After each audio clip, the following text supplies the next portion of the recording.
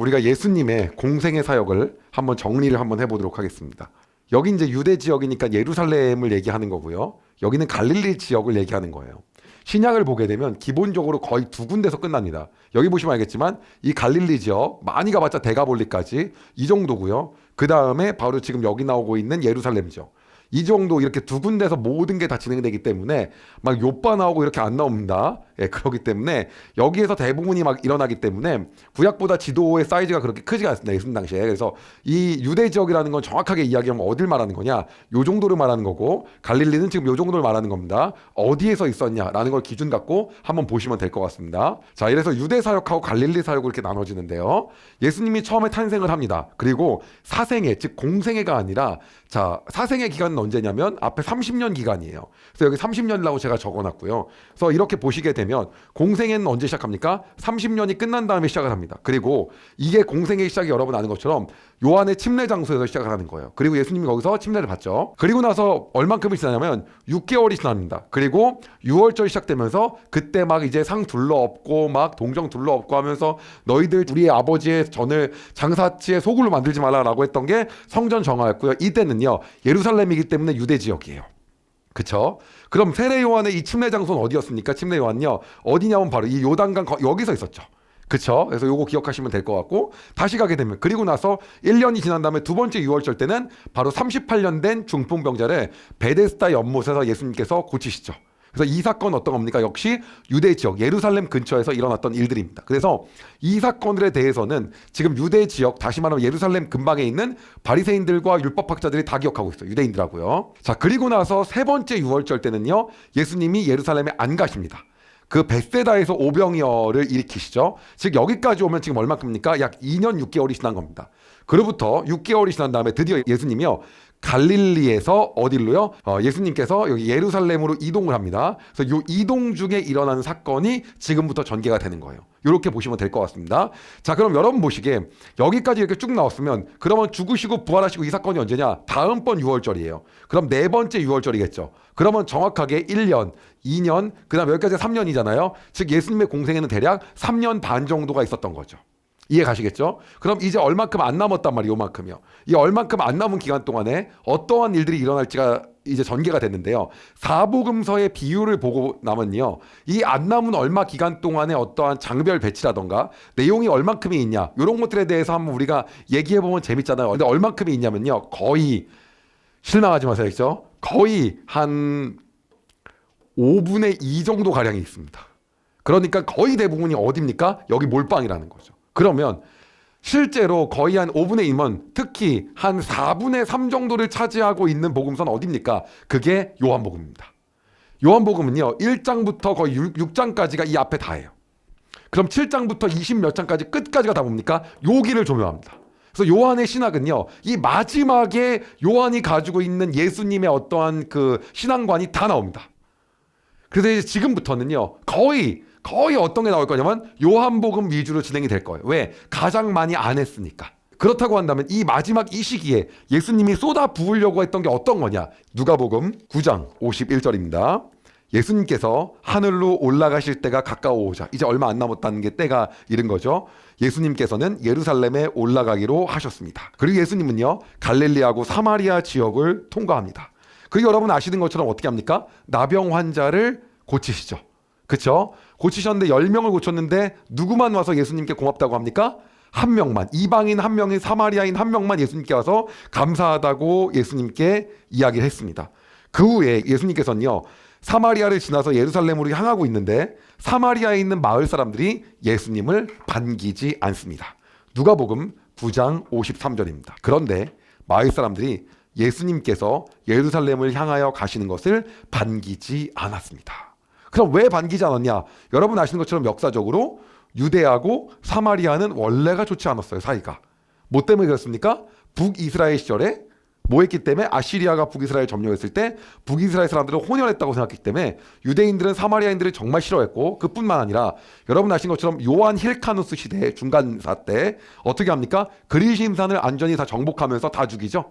이러면서 둘의 관계가 안 좋아진 겁니다. 무슨 내용인지 모르겠다고 한다면 자면서 듣는 중간사 풀스토리를 꼭 들어주시기 바랍니다. 당연히 이렇게 관계가 좋지 않고 사마리아인들은 예수님인 유대 남자를 반길 리가 없었던 거예요. 그런데 지나갈 때 이거를 보고 나서요, 이들이 오해한 거 있었는데 예수님은 사마리아인이라고 해서 차별하거나 고치지 않게 하거나 이러지 않았어요. 완전히 다 그 이방인들도 어떻게 했습니까? 사랑으로 다 고쳐주고 치유하고 하셨단 말이에요. 근데 이거에 대해서 이들이 제대로 생각하지 못하고 있는 거죠. 그래서 예수님의 제자들이 화가 납니다. 그래서 예수님께 말을 하는 거예요. 누가복음 9장 54절입니다. 이것을 보고 예수님의 제자인 야고보와 요한이 말했습니다. 불이 하늘에서 내려와 이 사람들을 모두 태워버리라고 하면 어떻겠습니까? 엘리야가 했던 거, 그런 거 하라고 하는 거예요. 너무 화가 나니까. 그런데 예수님은요, 오히려 이들을 꾸짖습니다. 왜냐하면요, 심판은 하나님께 속해 있다는 것을 알려주기 위해서였어요. 즉 자신의 능력을 사용해서 개인적인 복수를 하는 거에 대해서 아니라는 것들을 제자들한테 이야기해주고 싶었던 거예요. 그래가지고 예수님은요, 오히려 이렇게 말한 제자들을 혼냅니다. 그리고요, 예수님은 예루살렘으로 이제 가게 됩니다. 그 이유는 마지막 십자가 사건과 부활 사건을 하기 위해서였어요. 자, 그렇게 예루살렘으로 가고 있을 무렵에요, 어떤 사람이 나타나서 선생님 어디 가십니까? 선생님께서 가시는 어디든 나도 따라가겠다고 이야기합니다. 그러자 예수님이요, 이렇게 말씀하세요. 누가복음 9장 58절입니다. 예수님께서 그에게 말씀하셨습니다. 여우도 굴이 있고 하늘의 새도 둥지가 있다. 그러나 인자는 머리 둘 곳이 없다. 무슨 말입니까? 예수님을 따라가는 길은 너무나도 큰 희생을 요구하고, 그리고 편안한 삶이 아니며 어려운 삶임을 얘기하는 거예요. 그렇기 때문에 이렇게 말씀한 다음에 그럼에도 불구하고 따라오라고 얘기하는 겁니다. 그러자 이 사람이 말합니다. 누가복음 9장 59절이에요. 예수님께서 또 다른 사람에게 말씀하셨습니다. 나를 따라오너라. 그러자 그 사람이 말했습니다. 먼저 제 아버지의 장례를 치르게 해주십시오. 첫 번째 온 사람이 말해갖고 얘기해요. 저 예수님 따라가고 있습니다. 인자는 머리 누울 곳도 없고 집도 없고 그냥 방랑자처럼 신세이며 나를 따르는 사람은 너무 힘들다고 얘기합니다. 쭈뼛쭈뼛 했겠죠. 그러다가 그러한 느낌이 보이는 다른 사람, 또 다른 사람에게 얘기하는 거예요. 네가 따라오너라. 그러니까 그가 얘기하는 거예요. 나는 장례를 치러야 된다고요. 그런데 신학자들에 의하면요, 당시의 유대 문화는요, 장례를 2번 치릅니다. 첫 번째는요, 불 속에 묻어요. 그런 다음에 1년 후에요, 거기서 뼈를 수습합니다. 그리고 그 뼈를 가지고 자신들의 조상이 묻혀 있는 것으로 다시 안치를 합니다. 그래서 조상들이 그 죽은 자신의 아버지를 반길 수 있게끔 그렇게 하는 것이 유대 문화의 장례 장치였어요. 그러니까 이 사람은요, 장례를 치르게 해달라고 이야기하면서 뭐라고 이야기하냐면 이렇게 얘기하는 거예요. 다시 한번 읽어드릴게요. 예수님께서 또 다른 사람에게 말씀하셨습니다. 나를 따라오너라. 그러자 그 사람이 말했습니다. 먼저 제 아버지의 장례를 치르게 해주십시오. 그럼 이 장례는 뭘 얘기하는 거냐? 2번째 장례가 아직 남았다는 거예요. 뼈를 수습해서 갈 수 있게. 그런데 예수님의 입장에서 그거는 전혀 중요하지가 않았어요. 그러한 너희들의 전통과 의식 전혀 중요하지 않다. 그렇다고 해서 너희들의 조상, 묻혀있는 조상들이 그 뼈를 수습해서 갔다가 온들 반기는 거 아니다. 그러니까 그거는 그냥 냅둬도 된다. 그 말을 갖다가 이렇게 말씀을 하신 겁니다. 누가복음 9장 60절입니다. 예수님께서 그에게 말씀하셨습니다. 죽은 사람들에게 죽은 자를 묻게 하고 너는 가서 하나님의 나라를 전파하여라. 네가 직접 너 같은 산자가 죽은 자들이 있는 데다가 묻게 할 필요가 없이 그냥 너희 조상들 죽어 있잖아. 그 죽은 조상들이 너희 어떻게 지금 뼈가 1차적으로 장례에서 굴에 안착돼 있는 그 뼈 수습해가지고 직접 뭐해? 그들이 안착할 수 있게끔 해. 그 말은 뭡니까? 실제로 그렇게 할 수 없지만 이거 자체가 별로 중요하다는 거예요? 안 중요하다는 거예요? 안 중요하다는 거예요. 야, 냅둬도 그냥 상관없어. 그래도 네 조상들이 네 아버지 잘 가져갈 거야. 걱정 안 해도 돼. 근데 이렇게 말씀하신 이유가 있습니다. 뭐 때문이냐? 지금 예수님의 긴급한 사명, 그 사명을 따라가는 게 더 중요하다고 얘기하기 위해서 이렇게 말씀을 하신 겁니다. 그리고요, 이 얘기를 듣고 예수님은요, 그를 콜링하셨는데요, 주변의 사람이 예수님께 또 이제 이야기를 합니다. 딱 들어보니까 예수님을 따라가야 될 것 같은 거야. 그러면서 이렇게 말하는 거예요. 또 다른 사람이 말했습니다. 주님, 저는 따라가겠습니다. 다만 먼저 가족들에게 작별 인사를 하게 해주십시오. 그러나 이 사람도 예수님의 이 긴급한 사명, 예수 그리스도를 전하고 복음을 전하고 예수 그리스도를 알리는 이것들에 대하여 이것이 얼마나 중요한지를 깨닫지 못하고 있었기 때문에 이런 말을 한 겁니다. 그래서 예수님이 단호하게 말씀하십니다. 예수께서 그에게 말씀하셨습니다. 누구든지 쟁기를 잡고 뒤를 돌아보는 사람은 하나님의 나라에 알맞지 않다. 다 어떻습니까? 지금 각각의 사정들을 얘기해요. 따라와라, 따라와라, 따라와라. 다들 자기만의 뭐가 있는 겁니까? 사정이 있는 겁니다. 그리고 예수님은 그에 이어서 어떤 일을 하시냐면요, 72명의 제자를 세웁니다. 그러면서 너희는 하나님의 나라가 왔음을 선포하고, 그리고 너희는 이 복음을 전할 것들에 대해서 이야기를 합니다. 그리고요, 예수 그리스도를 알리는 이러한 행위는요, 너희들 말고도 70명 너희들 말고도 더 많은 사람이 필요하다 그래요. 왜냐? 영접할 사람 많다는 거죠. 즉 추수할 것이 너무 많다는 거죠. 근데 뭐가 부족하다는 거예요? 일꾼이 부족하다는 겁니다. 그래서요, 그렇게 너희는 예수님이 한 그 이야기를 갖다 가서 알리라고 얘기를 하는 겁니다. 그러면서 얘기하십니다. 누가복음 10장 2절입니다. 예수님께서 이들에게 말씀하셨습니다. 추수할 것은 많은데 일꾼이 적다. 그러므로 추수하는 주인에게 추수밭으로 일꾼을 보내달라고 간청하여라. 무슨 말입니까? 빨리 일꾼들 모아오라는 거예요.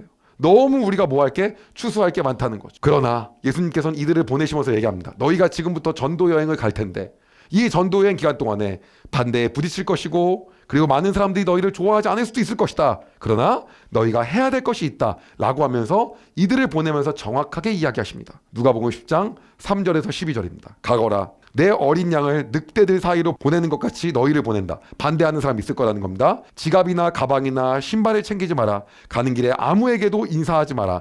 어떤 겁니까? 세상 소유에 대해서 너무 중요하게 생각하지 말고 복음을 전하는 거예요. 그러면서 아무에게도 인사하지 마라. 복음의 긴박성을 이야기하는 겁니다. 어느 집에 들어가든지 먼저 이 집에 평화가 있기를 빕니다 라고 말하여라. 만일 평화의 사람이 있으면 그걸 충분히 받아들이면 너의 평화가 그에게 머무를 것이요, 그렇지 않으면 그 평화가 너에게로 돌아올 것이니까 마음껏 복을 주라는 얘기입니다. 그 집에 머물러라. 거기서 내게 주는 것을 먹고 마셔라. 일꾼은 자기의 품삯을 받을 자격이 있다. 그거 먹고 마셔도 충분히 괜찮다. 이 집 저 집 옮겨 다니지 말아라. 너희들이 예수님의 제자 줄 알면 사람들이 여기서 더 반기겠다, 저기서 반기겠다, 돈 더 주겠다 하면서 그런 거 경쟁 부추기지 말라는 겁니다. 어떤 마을에든지 너희를 환영하면 내 앞에서 차려진 것을 먹어라. 그곳의 환자들을 고쳐주고 그들에게 하나님의 나라가 너희에게 가까이 왔다고 말하여라. 그러나 어느 마을에 들어가든지 그들이 너희를 맞이하지 않으면 그 마을의 거리로 나와서 이렇게 말하여라. 어떻게 해요? 우리 밭에 묻은 너희 마을의 먼지를 털고 간다. 하나님의 나라가 가까이 왔다는 것을 명심하여라. 이 말은 뭡니까? 너희들 심판받을 수 있다. 거절했기 때문에 라고 정확하게 표시하라는 거예요. 내가 너희에게 말한다. 심판의 날에 소돔이 그 마을보다 더 견디기 쉬울 것이다. 소돔과 고모라처럼 완전히 무너지고 말 것이다. 오히려 소돔 같은 땅이 더 견디기 쉬울 거다. 그 말을 하고 있는 겁니다. 그렇게 예수님은요, 이 70명의 제자들을 파송합니다. 이것이 이후에 있었던 일들이에요. 많은 사람들이요, 예수님을 따르겠다고 합니다. 그러나 그들에게는 뭐가 있냐면요, 해야 될 다른 중요한 것들이 있어요. 예수님은 그러기에 이러한 사람들이 많을 거야. 그러나 그럼에도 불구하고 너희들은 하나님의 나라를 알리라고 하는 거예요. 어떻게? 신경 쓰지 말고. 그러면서 뭐라고 합니까? 평화를 주라는 거예요. 복을 주고 고쳐주고 하라는 거예요. 그러나 하나님의 나라에서 받아들이지 않으면 심판은 누가 하실 거라는 겁니까? 하나님이 하실 거라는 걸 얘기하는 거예요. 오늘 우리에게 복음을 전하는 자세가 무엇인지에 대해서 예수님이 보여주시고 70명의 제자들을 통해서 우리에게 알려주시는 거예요. 예수님은요, 그 사람이 어떻게, 그 사람의 상황이 어떻든지 간에 예수 그리스도를 받아들이는 게 먼저라는 걸 전달을 하신 분이에요. 아, 그러냐? 그렇다고 하면 장사 지내고 와야지. 그러면 가족에게 인사하고 와야지. 그렇게 얘기하시지 않았다는 거예요. 가장 중요한 게 뭔지를 얘기하신 분이었다는 거예요. 자, 그리고 또 제자들에게 너희는 복음을 전할 때 이렇게 전하라고 얘기한 거예요. 어떻게 하라고 하는 겁니까? 너희가 전할 때 너희의 소유에 대해서 막 신경 쓰면서 가면 안 돼. 막 지갑 가져가고 신발 가져가고 그거 아니라는 거예요. 신발에 신지 말라는 게 아니라 소유에 대해서 탐내지 말라는 거예요. 그러면서 뭐라는 거예요? 구약에 나왔던 제사장들, 레위인들처럼 이 집에서 돈 많이 준다 그러면 저길로 가고 저걸로 가, 그거 하지 말라는 거예요. 관계없이 맞아들이는 집에 가서 충분히 복을 주라는 거예요. 안 받으면 너희가 다 받을 거라는 거예요. 그리고 하나님의 나라를 선포하고 예수 그리스도를 전하라는 거예요. 그렇죠? 그리고 심판은 누가 하신다는 거예요? 하나님이 하신다는 거예요. 그런데 오늘날의 우리는요, 어떻게 하고 있냐면 어느덧 굉장히 세련된 복음을 계속 찾고 있어요. 이것은 투박하다, 저것은 잘못됐다, 그렇게 하면 누가 오냐. 그러나 예수님은 우리에게요, 그러한 복음을 전하라고 알려주신 적이 없어요. 분명히 뭐냐면 하나님의 나라를 전하라고 얘기하고 있어요. 그리고 우리는요, 상처받을까봐 그에게 복을 빌어주고 평화를 주는 것도 하지 못해요. 그러면서 또 복음을 전하는 우리의 자세는 우리의 모든 것들을 다 챙기면서 하고 있어요. 그게 아니라고 하는 거예요. 오늘 복음을 전하는 우리의 자세에 대해서 예수님은 정확하게 우리에게 얘기하고 있는 겁니다. 어떻게 해요? 전하라는 거죠. 뭐가 중요해요? 이것이 가장 중요하다고 얘기하라는 거예요. 타협하지 말라고 하는 거예요. 이것저것 보지 말라고 하는 거예요. 이것이 우리에게 필요하다고 하는 겁니다. 많은 사람들이 예수님이 그러한 신이면 그건 말도 안 돼 이런 얘기를 하면 타협을 하기 시작합니다. 여러분, 그러나 그것은 타협의 대상이 아니라고 하는 거예요. 하나님의 나라는 정확하고 그것에 대한 최후의 대가는 심판을 받을 것이기에 우리는 어떤 겁니까? 복음을 전하는 겁니다. 하나님이 어딨냐? 전 이런 얘기 많이 들었어요. 예수님 봤어? 예. 그럼에도 불구하고 뭐예요? 전하는 거예요. 믿으세요. 봤어? 왜? 심판은 누가 하는 겁니까? 하나님이 하시는 거예요. 부끄럽습니까? 뭐가 부끄러워요? 창피하십니까? 뭐가 창피해요? 하나도 창피하지 않아요. 하나님, 저들을 불쌍히 여겨주십시오 라고 하는 게 제 속마음이었어요. 그게 오늘 여러분 안에 어떤 게 있습니까? 왜 그게 가능합니까? 예수 그리스도의 사람은 모든 자부심이 하나님부터 오는데 이걸 하는데, 복음을 전하는데 뭐가 부끄러움이 있겠냐는 거죠. 오늘 여러분 안에 그 담대함으로 이것을 선포하시기 바랍니다. 어저께 어떤 친구가 저한테 상담을 좀 해달라는 거예요. 굉장히 친한 친구인데 그러고 요청하는 친구가 아니었거든요. 예, 근데 그 친구는 본인이 만든 신을 믿고 있는 친구예요. 하나님이라면 이러지 않겠냐. 매 시대마다 자신들이 만든 신이 있었거든요. 구약에서 자신들이 만든 신은 풍요와 다산의 신. 매 지금의 신은 어떤 신인 줄 아세요? 모두를 다 사랑해서 신이 있다고 한다면 어떻게 전쟁이 일어날 수 있어? 막 이것이 이 신. 그래서 제가 얘기했습니다. 내가 만난 하나님을 얘기해 줄게. 내가 만난 하나님은 너가 만난 하나님과 너무 달라. 그리고 마지막에 얘기했어요. 같이 기도하자. 여러분, 복음을 부끄러워하지 마십시오. 예수님은 우리에게 절대로 부끄러운 복음을 주지 않으셨습니다. 70의 제자처럼 담대하게 선포하고 나아가시기 바랍니다. 예수 그리스도의 이름으로 우리가 나아갈 때 그분이 놀라운 일들을 행하시기 시작하실 것입니다. 할렐루야. 예, 기도하겠습니다. 하나님 감사합니다. 오늘 우리의 삶에서 예수 그리스도의 복음을 전하는 인생을 살게 하심에 감사합니다. 하나님, 마지막 때에 예수님께서 모든 것을 갚아주실 것이기에 우리는 하늘에 우리의 상급이 쌓이고 생명책에 우리의 이름이 쓰여지는 것이 가장 중요한 인생임을 고백합니다. 주님, 우리의 삶을 통하여 주변에 축복하고 복음을 전하는 삶을 살게 하여 주시옵소서. 반대에 부딪히고 힘든 일이 있을 때 하나님이 나의 아버지신 것에 소망을 두고 살아갈 수 있게 주님 인도하여 주시옵소서. 그리하여 이것저것 덧대지 아니하고 순수하게 예수 그리스도를 전파하는 인생 살게 인도하여 주시옵소서. 주님을 찬양합니다. 예수님의 이름으로 기도드립니다. 아멘. 여러분, 은혜 많이 받으셨나요? 이 영상을 통해 더 많은 사람들에게 하나님의 은혜를 공유하길 원하신다면 여러분의 구독과 좋아요가 꼭 필요합니다. 오늘도 여러분의 삶에 하나님의 은혜가 가득하길 진심으로 소망합니다.